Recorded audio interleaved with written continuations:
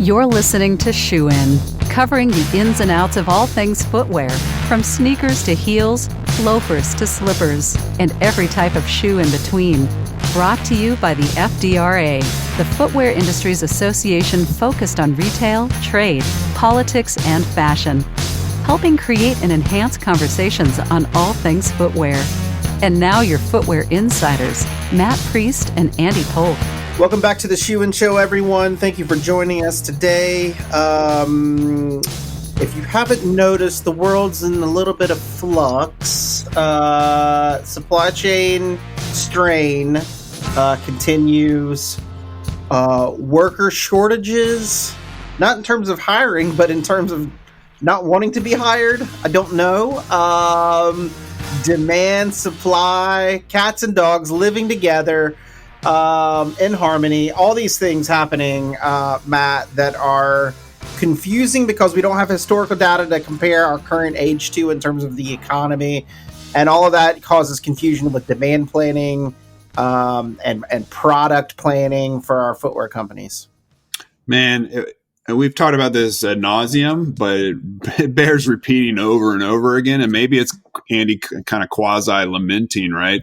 But the fact of the matter is we have all these once in a lifetime variables that have landed in our lap in the same year.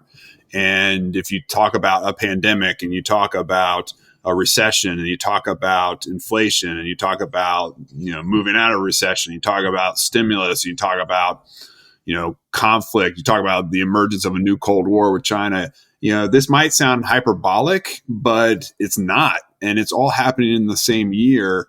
And so in order for us to kind of navigate through this, and maybe, again, this is just a session that's therapeutic for all of us, but we're going to bring in our chief economist, Gary Rains, who our members know very intimately because Gary unveils the data every single Tuesday at 2:00 Eastern for our members. And so we let Gary out of the cage to come on the Shoe In Show so that he can impart his wisdom on us and maybe join in the lament because there's just so much going on. Gary, welcome back to Shoe In Show. First question out of the gate is, of all the things that are going on right now, if someone put a gun to you and said, hey, give me one summation, one data point that explains all of it. And your money. What would that, and your money, what would that data point be?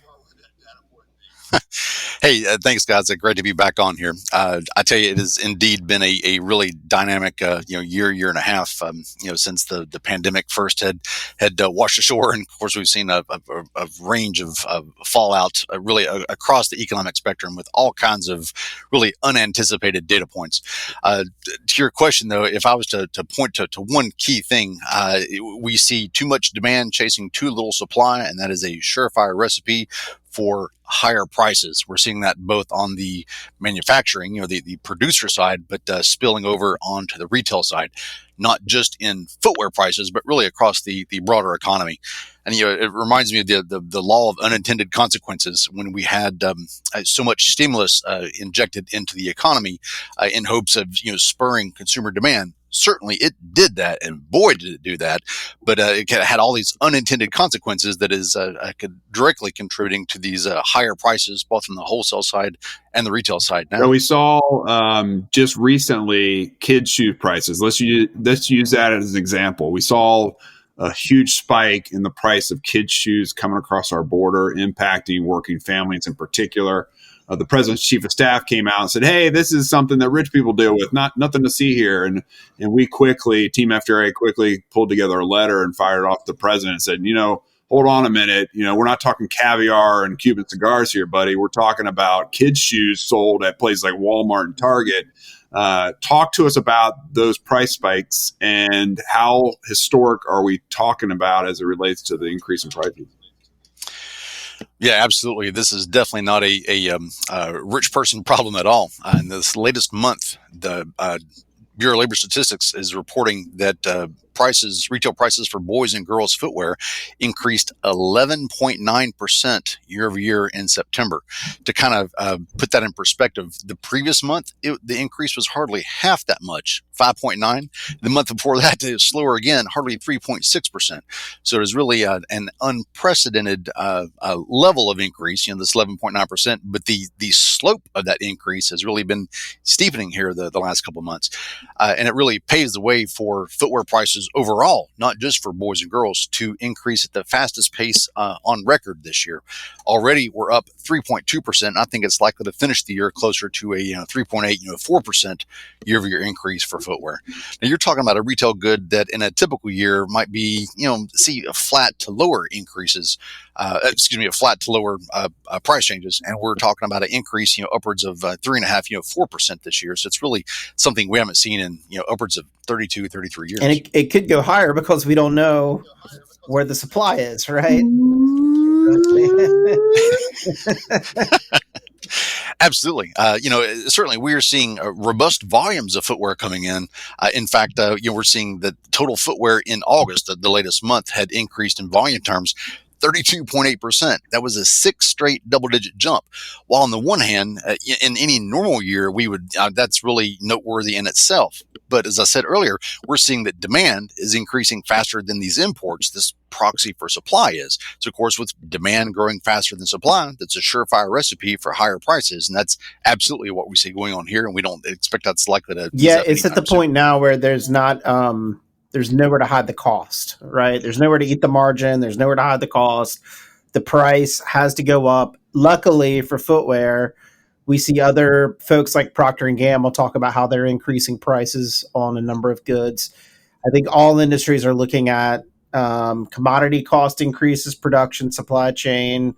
Even if you can innovate things out, there's just nowhere to hide the cost increases on the companies making the goods and distributing the goods. So it's law of economic nature that the price has to go up.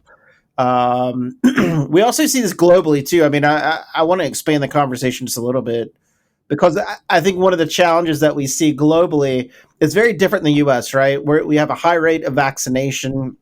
It continues to go higher, but still lower income countries, especially where production remains, are still low level vaccinations. Hopefully they'll ramp up quickly, but the supply chain will continue to be hampered until we see vaccination rates rise so that factories can resume full operations, so that, obviously the ports and things like that, we have limited capacity here in the US, but that means globally other ports and other economies can reopen, and we can see that traditional flow of containers around the world, dumping the empties, picking up the empties, going to all these different ports, where we see right now the flow is going one way, right? It's from Asia to the US. So that's one of the big problems with the cost increases that we see. But even looking at Chinese energy price challenges, and in Russia and in the US and in the EU, I want to bring back this idea that I threw up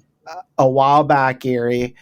And I don't think this applies to the US. I think it's separate. But I do think globally we're looking at something like stagflation from the 70s, where you see spiking energy prices, not spiking incomes like in the US, where we've seen large disposable income increases and a number of other financial tools for Americans.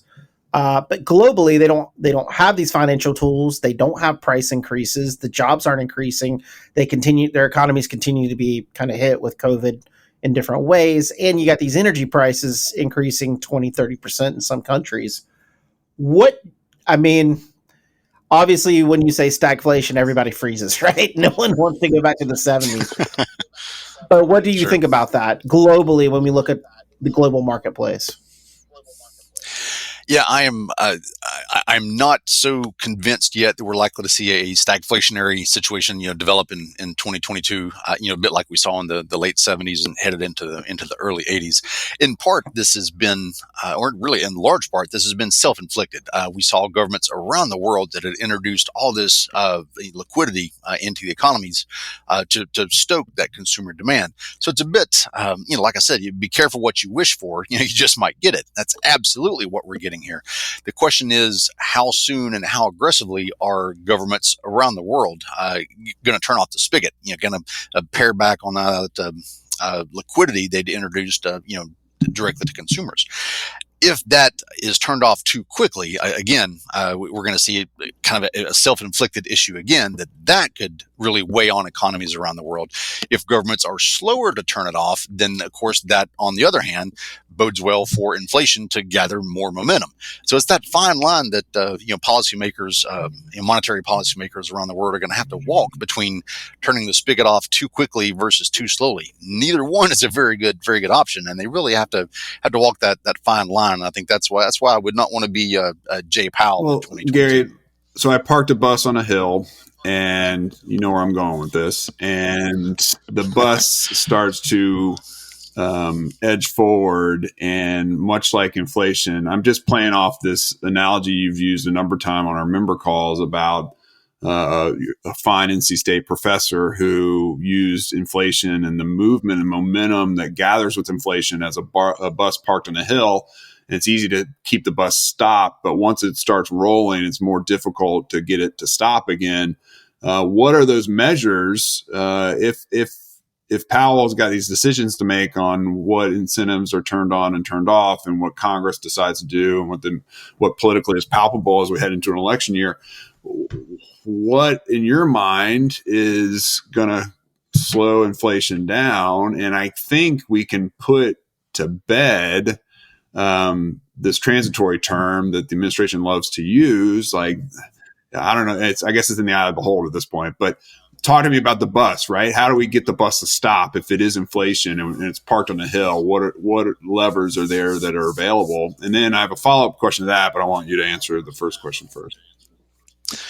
Yeah, sure. In fact, going back to the early 80s, we had a cigar chopping 6'6" Federal Reserve chair at the time that Reagan had brought on board to tamp down inflation, and he warned Reagan at the time that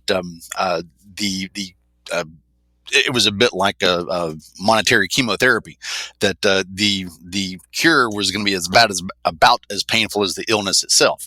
The notion to get inflation under control back then was to effectively put the economy into recession. And that's absolutely what happened. The Fed jacked up interest rates, and it drove aggregate demand just through the floor. Well, sure enough, it was able to get that rampant inflation from the late 70s, early 80s under control. And in hindsight, that arguably helped Reagan win re-election in 84, 85. The issue here, I don't think we're likely to see near the rampant inflation we saw back then. But if we were to follow that same recipe to get inflation under control again, we're effectively going to have to jack up interest rates much more rapidly and much sooner than what the Fed is currently telegraphing. If that's the case, it's really going to weigh on aggregate demand in 2022. Certainly, that will get inflation under control. But like I said, the cure is about as painful as the illness itself, at least in the short term. Longer term, that's what had to happen in the early 80s, and I shudder to think that we're headed anywhere near that same path now. But like you said, I do think that this transitory issue that the Fed has been hawking for some time is not likely to be as transitory as the Fed would like. And I think it's going to be a longer lasting issue unless monetary policymakers like the Fed, like the ECB, the Bank of England, takes these type of actions in 2022 to rein in the mounting inflation we're seeing in a number of developed countries. What about let's play devil's advocate for just a second. If we're level set, right, on pricing, let's just say we're level set, and prior to 21, we were in this hyper competitive, deflationary, highly promotional environment where shoe companies were tripping over themselves to get 40% off of of prices for shoes just to attract in shoppers into their stores. And this is something that I think that went on for a long time. And then 21 hits. Well, first 20 hits and prices go down even more significantly. Demand evaporates, prices go down. 21 turns into this inflationary point, and we're climbing out of the hole dug in 2020. So my first question is, are we fully out of that hole and beyond it? And secondly, aren't we kind of in a positive environment to where we've gotten back to full price selling, right? So companies are now capturing more dollars in spite of the fact it's a challenge for the consumer, and it's broad based, not just footwear. Companies, at least in the industry, are capturing more dollars per sale because things are selling at full price or more so. So isn't that a positive, right? Won't some people look at that and say, you know what, maybe we're getting back to where we should have been and outside of this highly promotional era that we used to be in? Yeah, certainly, it's a valid point. But my concern is, while a number of surveys have shown that consumers are willing to kind of eat these cost increases, pay more at the checkout counter, my concern is they're spending OPM, they're spending other people's money. Essentially, they're spending stimulus money, paid by the government. When it comes to actually paying, spending their own money that they had to work to earn, I'm afraid that may be a different issue. Kind of all bets are off then. So we continue to see, with this very generous stimulus, the accommodative monetary policy and the generous fiscal policy from the government here the last year and a half or so. Essentially, consumers are spending other people's money, and I'm afraid that when that well runs dry and consumers then turn back to spending their own money, I'm not sure they're going to be quite as accommodating to pay these higher prices we're seeing really across the economy, not just specific to footwear. Well, I mean, that would mesh with the styles returning to the 90s to return to OPP. Yes, you know me, in terms of the music. So that jives pretty well. I would say, the environment that we're in now for U.S. consumers is really interesting.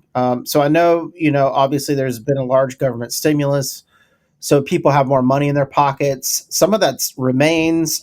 You got child tax credits that are going out every single month now. So instead of, getting the rebate on your taxes in the springtime when you file, now that's coming out every single month. That is continuing. And then there's an interesting shift that's been happening for a while, but the financing in the U.S. is crazy. So we've got this thing now where you can buy a $50 pair of shoes and spread out over 4 months or 6 months at 0%. You don't have to put it on layaway anymore, right? I remember Kmart or Rose's back where I'm from in North Carolina. You have layaway. You had to keep the product in the store as you paid it, then you got it, right? So now you get the product, and then you can pay it off. So you have these extensions, even on large ticket items. So we had to buy an oven recently at our house, and the financing was 0% for 12 months. I remember my mom and dad when they had to get a new oven in the 80s. We had to go to the store, pick it out, wait a couple of weeks for it to come. You had to pay out of pocket. There was no financing. We ordered it online. It came within 2 days, and they installed it in 20 minutes. And I got 12 months financing, 0%. Thank you, Lowe's.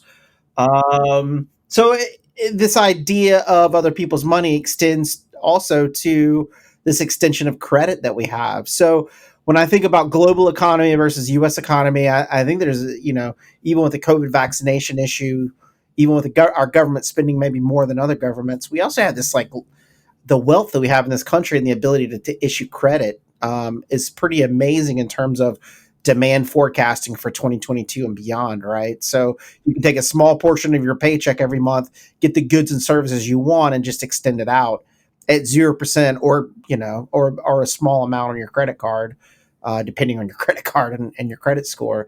But Gary, as we look forward in 2022 and we're thinking about the U.S. consumer, how's it looking for growth in 2022? We know there's a lot of executives we talk to that expect Q1 to be a little bit rougher than what we've seen because of supply chain issues and inflation issues, and we got to get through that. But on the backside, many people are very optimistic that the demand will remain pretty robust. What do you obviously there's no store. We're in I feel like it's Bill and Ted's Bogus Adventure. It's such a weird historical moment in San Dimas when you're bringing back Abraham Lincoln to the stage. talk about stuff. So obviously, there's no rhyme or reason. But what do you think, or what are economists saying for 2022? Yeah, the issue I think in 2022 is that we're still going to see robust growth compared to the long-term average. Really worldwide and certainly in the U.S. as well, but the growth is not going to be as robust as what was expected just a few months ago. In fact, the IMF had come out with their latest numbers here just about 2 weeks ago. 2 weeks or so ago. This year, they saw worldwide global economy expanding 5.9%, slowing down in 2022 to maybe 4.9% growth. Same thing in the U.S. They're seeing growth in the U.S. economy about 6% this year, decelerating to maybe 5.2%. Well, in any typical year, 5.2% is just phenomenal. We never see U.S. economy expand that kind of rate. We're typically lucky to get 2.5%, 3%. So you're talking twice the rate of growth we might normally get. So while on the one hand, it's still phenomenally strong growth, it's going to be slower than what's expected to be recorded this year, and even slower than the earlier forecast for next year as well. So, great growth, just not as great as this year or as great as what many were expecting. And I'll add that too, because I was talking a little bit about the finance, but I think longer term, when you think about the ability for Americans to use interesting finance, the equity homes have accrued over the last year and may continue to because of home prices. Even they decline slightly, people have more equity in their homes that they can get access to, as well as they think about big ticket items that won't pull away from disposable income over the next 5-10 years. That the caveat obviously is a bubble that could be created, but I think we're seeing very flexible financing terms. We're seeing very interesting lines of credit being given. We're seeing all these different things that add on top of the disposable income people have in their current accounts, their checking accounts, savings accounts. So it's interesting, the spending power that happens. And maybe that is a contributing factor to the labor shortage that we see, right? Like obviously that's part of it. I think philosophically, as I think about things, as I do a lot, just weird thinking, that maybe the American dream is shifting and changing a little bit more. It's not so much it's not the white picket fence and all that kind of stuff or whatever, but it's like, what do I want to do with my life in terms of work? What's my purpose? It's an extension of this talk about going into the office or not going in. That's like the surface level. Below that is, what do I really want to do? What's my passion? How do I want to do things? And then recalibrating that. And I've seen a few stories about this, but most of the stories that we see in the business side are from the business itself, because that's where we get the best data. It's easier to understand businesses wanting to hire, laying off people. It's a lot harder to understand. We talk about behavioral economics in terms of purchasing. I almost think there's behavioral economics in terms of hiring and workforce now that we have to start to consider beyond the traditional wage issue of working hours, wage, that kind of stuff. Now there's these new factors that are coming in too. And I'll just throw it out to you and Matt to kind of harp on. There's no data to this. There's no, but anecdotally, I just think that people are calculating differently their time, what they want to do, their wages, etc., when they're making these decisions, where in the past it was, location, wage, stuff like that. So sure. Yeah, not to get too far out in the economic weeds here, but yeah, you bring up an interesting subject. I remember, back in the undergrad and grad days, talking about this fellow called Economic Man. And Economic Man is a fictitious person who only makes rational economic choices. And of course, you could have these nice, clean, pretty models based upon the decisions of Economic Man. Well, that completely ignored what you said, behavioral economics, which has been this new focus within the economics profession just the last 20, 25 years or so, because certainly we all don't make rational decisions, especially when it comes to, spending money and, like you said, going into the workforce or going into the office. So Economic Man is largely kind of set by the wayside now that we now have, the consumer that frankly makes irrational, a lot of times illogical decisions with their finances or with their their budgets or with their labor and time and careers. So that the behavioral economics is something that I think warrants a lot more attention than even what it's getting now. And I think you're going to see more and more of a research focused in that topic to look at what happens in the economy, not just from the rational side, but frankly from the more reflective side of the consumer that a lot of times is irrational. And maybe the logic's changed, right? And I think Andy's right. I think the variables, technology has provided new variables to consider. The fact of the matter is, just speaking personally myself, I live 14 miles from the office in DC. It takes me an hour and 15 minutes one way. So it's 2.5 hours in the car, and it is $30 to park per day. And it is, if you want to take the hot lanes, it's an additional $30. It's $100 day. It's like going to a Target. You can't get into DC without spending $100. So every person with a job like we have is facing that, right? And they're facing, okay, I can go work remotely, or I can work here. I can be more efficient on my time, both for my company, but also personally. I can carve out other things to do personally. And then what happens is we see just at the very granular level what types of shoes are selling. And it's a reflection of these shifting trends. And so the new logic is not illogical anymore. It actually makes perfect sense. And the decisions aren't irrational. It's actually very rational. It's just the opportunities are just different. And so now you see more outdoor footwear selling because people are outside more. You see more the continued casualization of America, which has been going on for nearly 10 years now, but it's went into hyperdrive during COVID. I don't think that's going to change anytime soon.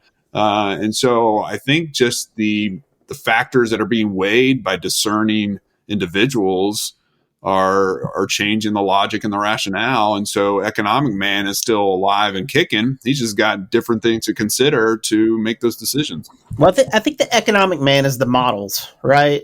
In the economic world, even in the policy world, you have models, right? You model things to try to make sense of what's happening to give better planning and certainty. It's just that the models are typically outdated at this point. They're still like worthwhile, right? We still use like unemployment models in order to see, are we better or worse off than another period of time. It's just that I don't think they're giving us the efficiency we need in understanding the future of workforce. They don't account for all these things that you were talking about. So models are extremely useful, engaging where we're at, or understanding parts of it, but it's definitely changing, and we've got to get some new models and some new ideas. Part of that will be behavioral economics, but I think it's a really hard time right now, not just for footwear. If you're a footwear executive, here's what you're looking at. You're looking at a changing consumer that, is shifting rapidly. You're looking at a workforce that's changing rapidly. You've got a supply chain that's changing rapidly. I mean, every facet of the business is shifting, and the old models that we look at and consider about, things going good or bad are all in flux in different ways. So I think it's never been harder to be an executive in any industry in the US right now, figuring out this, because in one way you've got to create this dynamic customer experience with good product at the right price. But what people haven't been considering is that you equally have to have a unique employee experience with the right purpose at the right wage. And what I mean by that is we put so much effort into making sure that our websites, our stores are so dynamic, and it's great for mom or dad, or just, single guy going out and buying a pair of shoes or a sneakerhead, that we've neglected a little bit the people that have been doing the job, both in those stores and elsewhere. And I'm not saying everybody is, but I just think it's a fundamental difference even between a couple of years ago about how we think about workforce, what benefits they have. I mean, now we see a massive amount of people like Amazon and Target and Walmart talking about tuition assistance. Well, that would I worked on tuition in Congress trying to work on affordability. That would never come into our mindset. The private sector would help with college affordability and pay that stuff. So you see people starting to adapt to that, and I think there's going to be more of that, but I think the mindset has to adjust to be successful. We've done a good job of adjusting the mindset on the consumer. We understand they want a high-value product at a low cost that's really good and a good experience. I think the workforce challenges are simply around the fact we haven't considered that the wages aren't the most important thing. That's why a $500 bonus at Domino's isn't bringing people in to fill those jobs. And it's difficult, and I could be completely wrong, but I just think that's one of the contributing factors is an outdated thinking in terms of that. And God bless the HR people out there trying to figure out what's going to get people to come in and get hired, and do the job and be happy and be super productive and add value. No, I think you're right. Just looking at the cohort of shopper, consumer, the cohort of worker now, it is not the same creature that it was, say, 20, 30 years ago, certainly 50 years ago, that as we've, evolved from, greatest generation to Gen X to now to millennials, that you're seeing, of course, it's a much larger, cohort of shopper, consumer, worker now, but they have different interests, different focus. Things are much more centered on the experiential purchase or the experiential vacation, as opposed to necessarily buying things, buying stuff. They want to buy the experiences. And I think you could see the same thing going on in the labor market now. Just like you said, that the hiring bonuses that might have brought the workers in earlier are just not really packing the door now. In fact, I just saw on the local news here in North Carolina to where they had a $1 million sweepstakes to promote vaccinations, and they were saying, "Hey, this just really didn't work at all. It really didn't bring in very many more people than trend before they were offering this $1 million sweepstakes." So I think people's focus is evolving over time as we kind of see that evolution to from one generation to another, and this younger cohort now has a different value system than perhaps old geezers like myself. Yeah, difficult, and we even got data too, because we were previously on the conversation as we wrap this up, we were talking about like price stability, right? But then in our retail holiday survey that came out recently, we asked a question. It's like, if you see higher prices on a shoe you really want or need, if you don't see a discount on that, are you still going to buy it? And it was 50-50.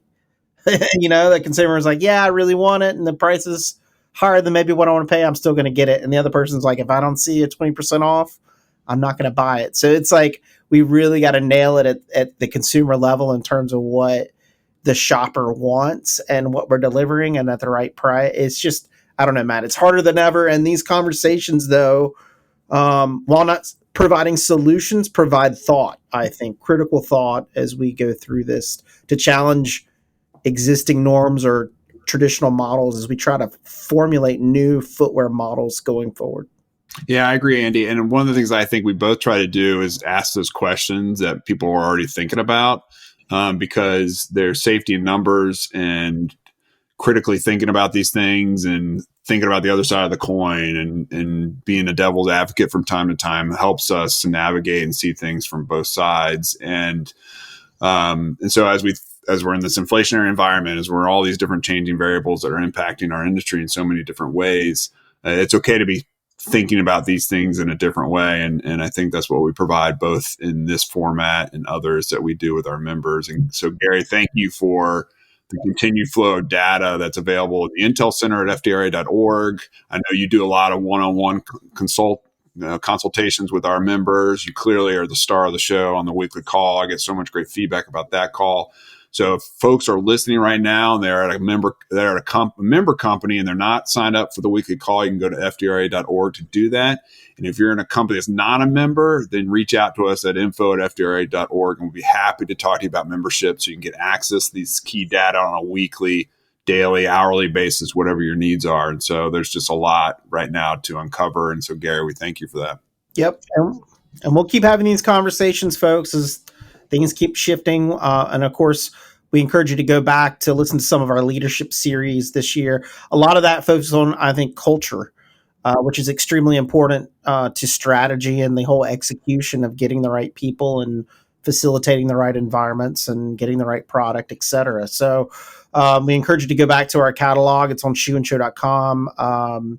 As always, we really appreciate you guys listening. If you have any ideas for shows or speakers that you'd like to hear drop us a line. If you go to shoeandshow.com, on the bottom left, there's a little voice note. You click on that, you speak into the mic, and you tell us your feedback on our show. Any kind of comments, we're happy to hear that as always. But again, we thank you guys for listening, and we'll continue to serve the industry and support the industry in a number of ways. But this show has become critical, I think, to the industry of exploring ideas, almost around like pulling up a chair to the table, just listening to our conversations over some coffee. It really is what we're trying to have here, just to make the industry think a little bit differently in order to adapt to all the different changes and shifts we're seeing. So again, thank you for listening. Tune in every Monday. New episode comes out. And until next time, please be safe. Please get your vaccine, get your booster. And until next time, on behalf of Matt, myself, and Gary, Shoe-In is out. Shoe-In has been brought to you by the FDRA, the Footwear Industries Association focused on retail, trade, politics, and fashion, helping create and enhance conversations on all things footwear. For information about FDRA, visit fdra.org.